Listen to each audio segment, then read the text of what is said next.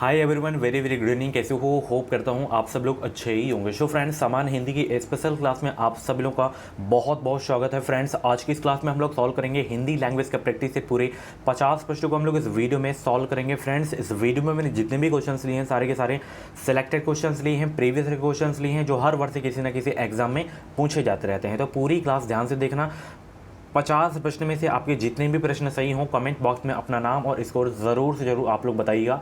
2023 में बेहतरीन अंकों के साथ अगर आपको बीएड में एडमिशन लेना है तो इस वीडियो को पूरी ज़रूर देख लेना। और चैनल को अभी तक आप लोग सब्सक्राइब नहीं किए हो तो सब्सक्राइब कर लेना, क्योंकि जो भी यूपी बीएड एंट्रेंस एग्जाम की अपडेट रहती है वो अपडेट आपको सबसे पहले हमारे चैनल के माध्यम से ही देखने को मिल रही है। ठीक है, चलिए स्टार्ट करें क्लास को। भाई गुड इवनिंग सभी को। चलिए, ये 160 वाला क्रैश कोर्स अभी तक आप लोग परचेज नहीं किए हो तो परचेज कर लेना। रामबाण नोट्स है, मात्र 160 रुपये में आपको मिल जाएगा बीएड एंट्रेंस एग्जाम का पूरा मटेरियल। तो कैसे लेना है इस वीडियो को, वीडियो को डिस्क्रिप्शन बॉक्स में लिंक दे दी हूँ, आप लोग परचेज कर सकते हैं। और ये दोपहर में वीडियो आई है, इस वीडियो को अगर आप लोग नहीं देखे हैं तो जाके देख लेना, बहुत ही जबरदस्त वीडियो है। ठीक है, चलिए स्टार्ट करें। पहला प्रश्न आपकी स्क्रीन पर आ गया है, एक बार सभी लोग बोल दें। आवाज़ क्लियर आ रही है? बताइए सभी लोग आंसर करेंगे। भाई पहला का, अग्नि शब्द का तद्भव क्या होगा? बताएं, अग्नि शब्द का जो है तद्भव क्या होगा? अग्नि एक तत्सम शब्द है तो इसका तद्भव शब्द क्या हो जाएगा ये आपको बताना है। आग होगा या दवा, नल होगा या बड़वाग्नि होगा या जठराग्नि होगा? बताएं, अग्नि शब्द का तद्भव क्या होगा? वेरी गुड भाई, सभी को गुड इवनिंग। भाई चैनल को सब्सक्राइब जरूर कर लेना। अग्नि शब्द का जो तद्भव होगा वो होगा आग होगा। ये तो सभी का सही हुआ होगा, ठीक है ना। चलिए आगे चलें। चलिए, मछली के समान आंखों वाली जो है वाक्यांश के लिए एक शब्द क्या होगा? Very very most important question आपके एग्जाम के लिए। मछली के समान आंखों वाली वाक्यांश के लिए एक शब्द क्या होगा? बताएं भाई, फटाफट बताएं, इसका आंसर क्या हो जाएगा? मछली के समान आंखों वाली वाक्यांश के लिए एक शब्द क्या होगा?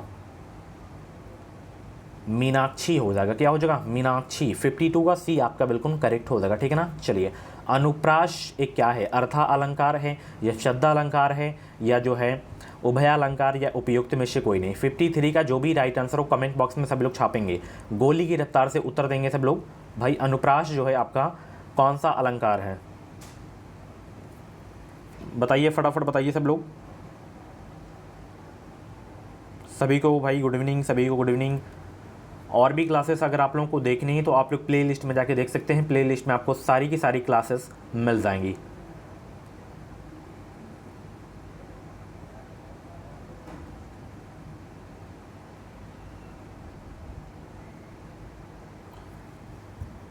बताइए फटाफट बताइए, अनुप्रास क्या है? अर्थालंकार या शब्दालंकार है? ऑप्शन और भी देख सकते हैं। ज़्यादा समय चाहिए तो वीडियो को रोक भी सकते हैं। या उभयालंकार या उपयुक्त में से कोई नहीं।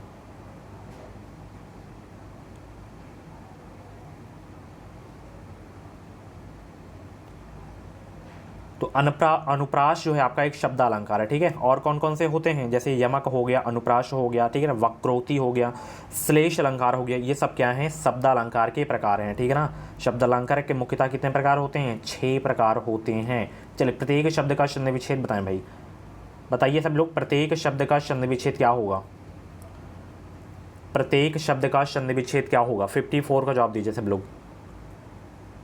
और साथ ही बताइए इसमें संधि कौन सी है? प्रत्येक शब्द का जो छंद विच्छेद होगा क्या होगा? प्रतिधन एक हो जाएगा। क्या होगा? प्रतिधन एक हो जाएगा, ठीक है ना। अगर संधि पूछे तो यण संधि, ठीक है ना, यण संधि हो जाएगा इसमें। बहुत अच्छे भाई। चलिए आगे चलें।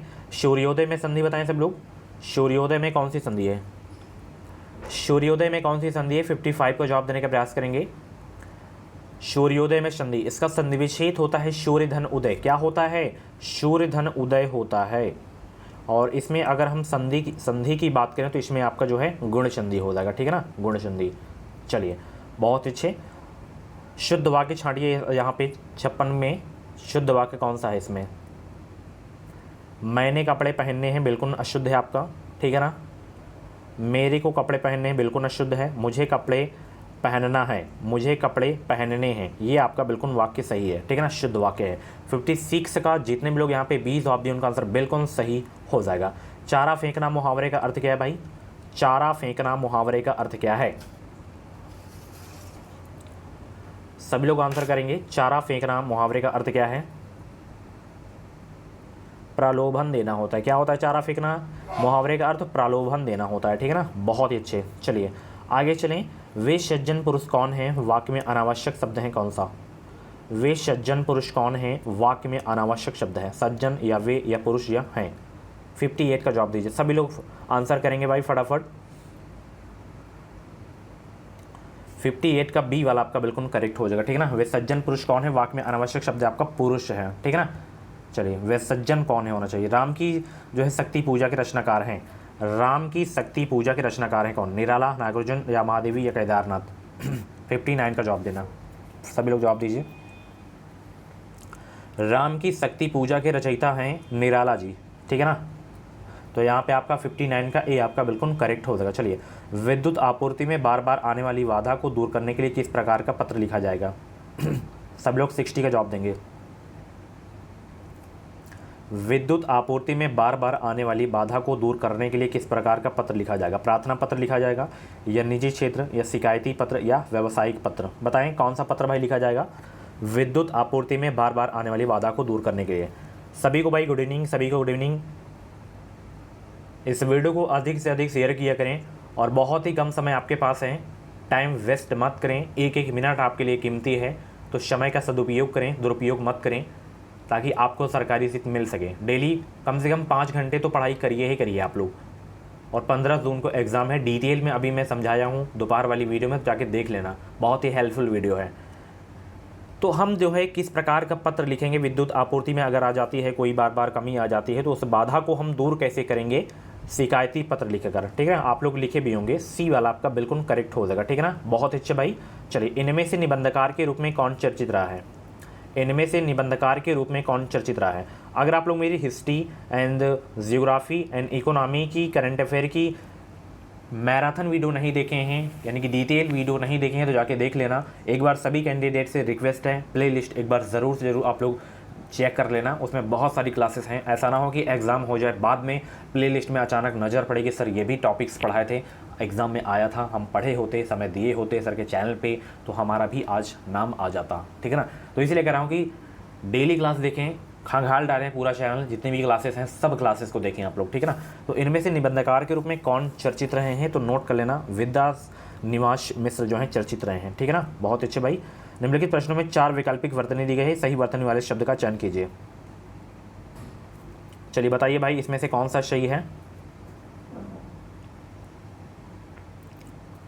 बताएं सब लोग। 62 का जवाब दीजिए, कौन सही है इसमें? इसमें से आपका ये वाला सही है, ठीक है ना। बहुत अच्छे भाई। चलिए उसी प्रकार इसमें बताइए कौन सा शुद्ध है। 63 का जवाब दे दीजिए सब लोग भाई फटाफट, गोली की रफ्तार से उत्तर दिया करें सब लोग। पूंजीवाद, ये आपका बिल्कुल करेक्ट है, ठीक है। चलिए निम्नलिखित प्रत्येक प्रश्न के में दिए गए प्रश्नों शब्दों में प्रयुक्त संधि के प्रकार का चयन कीजिए, उसके नीचे दिए गए विकल्पों में से कीजिए। जैसे कविश्वर में संधि कौन सी है आपको बताना है। कवि धन ईश्वर, इसका संधि विच्छेद होता है, तो इसमें संधि बताना है कौन सी संधि है। बताएं भाई फटाफट, इसमें कौन सी संधि है?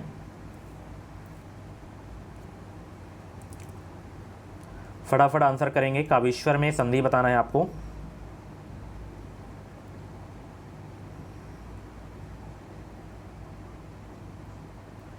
बहुत अच्छे।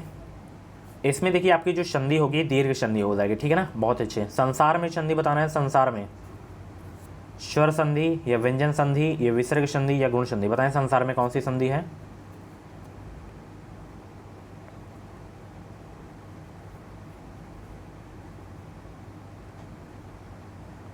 तो संसार में व्यंजन संधि है, ठीक है ना। चलिए बहुत अच्छे।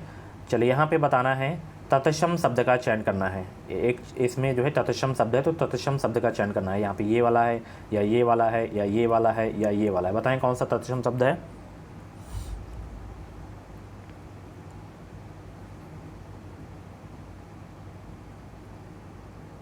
फटाफट आंसर करेंगे भाई। तो इसमें देखिए आपका जो है तत्सम शब्द जो है आपका ये है चंद्रमा, ठीक है ना। बहुत ही अच्छे।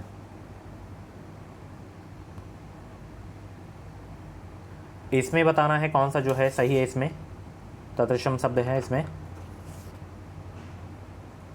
विवाह आपका जो है तत्सम शब्द है, ठीक है ना। चलिए इसमें आपको समास बताना है, दशानन। ये समास की क्लास में ये प्रश्न करवा चुका हूँ, तो बताएंगे भाई सब लोग। इसमें दशानन में समास बताना है आपको। द्विगु समास हो जाएगा या बहुव्रीहि समास हो जाएगा, ये कर्मधारय होगा या द्वंद्व होगा। ना ही द्वंद्व होगा, ना ही द्विगु होगा, ठीक है ना। इसमें होगा कौन? बहुव्रीहि होगा, ठीक है ना। 10 हैं आनंद जिसके, ये तीसरे पद की ओर संकेत कर रहा है ना। रोग पीड़ित में समास बताना है, ये भी प्रश्न करवा चुका हूँ अपनी टॉपिक वाइज क्लास में।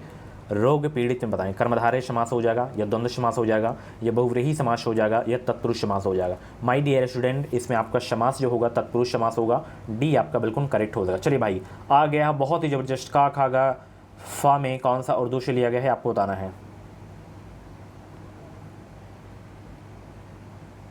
खा जो है आपका उर्दू से लिया गया है, ठीक है। चलिए, जिन शब्दों के अंत में आ आता है उन्हें क्या कहते हैं? अनुसार कहते हैं, आयोगवाह कहते हैं, अंतहस्थ कहते हैं या आकारांत कहते हैं? फटाफट आंसर करेंगे भाई। जिन शब्दों के अंत में आ आता है उन्हें क्या कहते हैं? उन्हें कहते हैं आकारांत। क्या कहते हैं? आकारांत कहते हैं, ठीक है ना। अंतहस्थ कौन कौन से होते हैं? या होता है, रा होता है, ला होता है, वा होता है, ठीक है ना। उस व्यंजन कौन कौन से होते हैं? तीनों सा होते हैं आपके, और हा होता है, ये आपके उष्म व्यंजन होते हैं, ठीक है ना। आयोगवाह कितने होते हैं? आयोगवाह बताइए, आयोगवाह कौन कौन से होते हैं? कमेंट बॉक्स में सभी लोग छाप देंगे। चलिए, निम्नलिखित में से पा वर्ग का व्यंजन कौन सा नहीं है भाई? फटाफट आंसर करेंगे, फटाफट आंसर करेंगे। पा वर्ग का व्यंजन इसमें कौन सा नहीं है? या आपका नहीं है, बाकी वाह है, पा, फा है, माँ है, ये सब आपके पा वर्ग के व्यंजन हैं, ठीक है ना। इसमें तो देखिए दो ही, एक तो आपका फा हो गया, एक माँ हो गया, ठीक है ना। ये दोनों आपके नहीं हैं, ठीक है ना।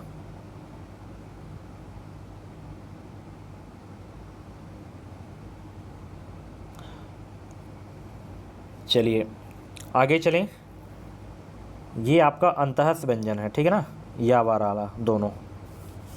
जी जी जी, चलिए आगे चलें। तो यहाँ पे देखिए ऑप्शन में थोड़ा त्रुटि हो गई है, तो यहाँ पे दोनों ही आपका, ये आपका नहीं है, ठीक है ना। ये आपके हैं, तो ये दोनों आपके नहीं हैं पा वर्ग के व्यंजन, ठीक है। चलिए, प्रेमचंद का देहावसान कब हुआ था? बताएं, प्रेमचंद का देहावसान कब हुआ था? बताइए भाई सब लोग, प्रेमचंद का देहावसान कब हुआ था? 1936 में हुआ था। कब हुआ था? 1936 में। तुरंग शब्द का अर्थ होता है क्या? तुरंग शब्द का अर्थ क्या होता है? 74 का जवाब दीजिए सब लोग। तुरंग शब्द का अर्थ होता है क्या? घोड़ा होता है। क्या होता है? घोड़ा होता है, ठीक है ना। चलिए आगे चलें। और कुछ भी डाउट से तो आप लोग हमें इंस्टा पे भी फॉलो कर सकते हैं, ठीक है ना। इंस्टाग्राम आईडी की लिंक इस वीडियो को डिस्क्रिप्शन बॉक्स में दे दिया हूँ, ठीक है ना। चलिए, बिल्कुल बिल्कुल। निम्नलिखित में से कौन सा शब्द मक्खन का पर्यायवाची है? बताइए सब लोग। और हमारे चैनल एक बन गया है सेकंड चैनल, उसको भी सब्सक्राइब कर लें, वीडियो के डिस्क्रिप्शन बॉक्स में लिंक दे दूँ, ठीक है। वहाँ पे भी आपको बीएड की छोटी छोटी नॉलेज मिलती रहेंगी। पहले ही लिंक दे दिया हूँ, सब्सक्राइब जरूर कर लेना आप लोग। मक्खन का पर्यायवाची है इसमें कौन सा? नवनीत आपका जो है मक्खन का पर्यायवाची है, ठीक है ना। बहुत अच्छे, आगे बढ़ें। 75 का कौन सा सही हो जाएगा? सी आपका बिल्कुल सही हो जाएगा, ठीक है ना। तो निम्नलिखित में से कौन सा जो है अर्धविराम चिन्ह है? विराम चिन्ह की क्लास देख लेना जाके, विराम चिन्ह से एक प्रश्न आपके एग्जाम में ज़रूर से ज़रूर आएंगे। अर्ध विराम का चिन्ह ये है, पूर्ण विराम का चिन्ह ये है, प्रश्नवाचक का चिन्ह ये है, ये किसका चिन्ह है? सभी लोग कमेंट बॉक्स में छापेंगे। चलिए, हिंदी भाषा की लिपि है रोमन, देवनागरी, फारसी या संस्कृत? 77 का जवाब दीजिए। बहुत ही नॉर्मल सा प्रश्न है, 77 का जवाब देने का प्रयास करेंगे सब लोग। हिंदी भाषा की लिपि है देवनागरी, ठीक है ना। बहुत अच्छे भाई, मज़ा आ गया आज की क्लास में। आप लोग बताइएगा आज की क्लास कैसी लगी। अभी तो बहुत सारे प्रश्न बाकी हैं, ठीक है ना। इनमें से किस वाक्य की क्रिया सकर्मक है? बताएं भाई, इनमें से किस वाक्य की क्रिया सकर्मक है? ये है आपका आकाशवाणी से या समाचार प्रसारित हुआ है, ठीक है। चलिए, इनमें से जो है कौन सा शब्द विशेषण नहीं है? इनमें से कौन सा शब्द विशेषण नहीं है? ये कौन सा नहीं है?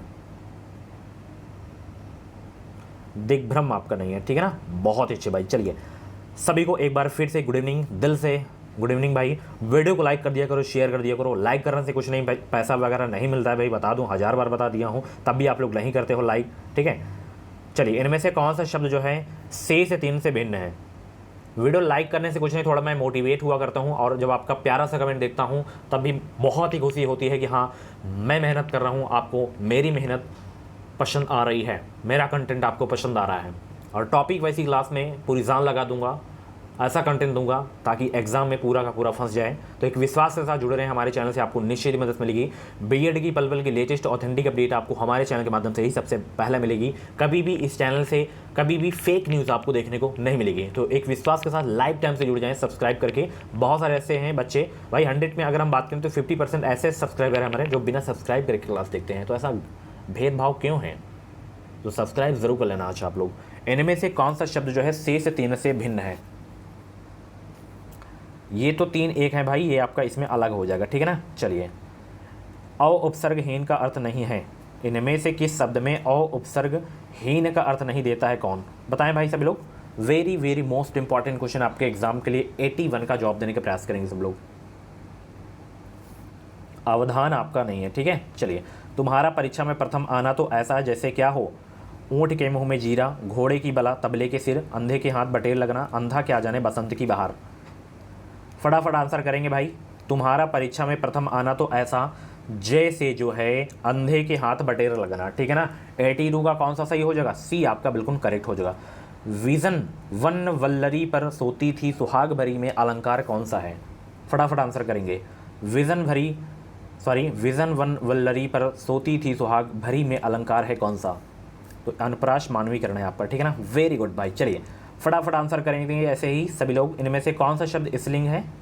बताइए, इसमें कौन सा शब्द जो है वो जो स्त्रीलिंग है? ये है आपका भरमार, ठीक है। चलिए, इनमें से कौन सा वाक्य अशुद्ध है? बताएं फटाफट, कौन सा वाक्य इसमें अशुद्ध है?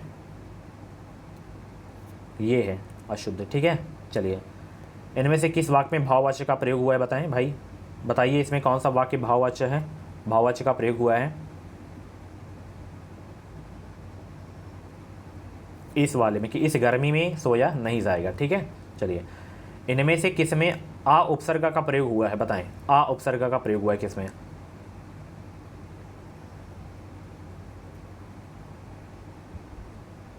ये आप लोगों के लिए होमवर्क है, कमेंट बॉक्स में छापिएगा। इनमें से कौन सा शब्द प्रत्यय रहित है? प्रत्यय किस में नहीं लगा है? ये में नहीं लगा, ये वाले में, ठीक है। निम्नलिखित प्रश्नों में से कौन सा सही संधिविच्छेद का चयन कीजिए? पुनर्जन्म का संधिविच्छेद क्या होगा? बताएं सब लोग, पुनर्जन्म का संधिविच्छेद पुनः धन जन्म हो जाएगा, ठीक है ना। चलिए, बहुत अच्छे, आगे चलें, बहुत अच्छे। अगला प्रश्न है, पितृ ऋण का संधिविच्छेद क्या होगा? पितृ ऋण का, पितृधन ऋण, ये वाला आपका हो जाएगा, ठीक है। बहुत अच्छे। चलिए, 91 से 92 तक में आपको जो है तद्भव शब्द का चयन करना है। यहाँ पे कान हो गया, नासिका हो गया, परीक्षण हो गया, कटक हो गया। तो इसमें आपको जो है बताना है कौन सा जो है तद्भव शब्द है। ये कान आपका तद्भव शब्द है, ठीक है ना। चलिए, बहुत अच्छे। इसमें बताना है उसी प्रकार कौन सा तद्भव शब्द है। पीड़ा आपका तद्भव शब्द है, ठीक है ना। निम्नलिखित विकल्पों में से बेमेल शब्द का चयन कीजिए। चलिए, बेमेल शब्द का चयन कीजिए सभी लोग। खेद आपका जो है बेमेल शब्द है इसमें, ठीक है। उसी प्रकार इसमें भी बताना है कौन सा बेमेल शब्द है।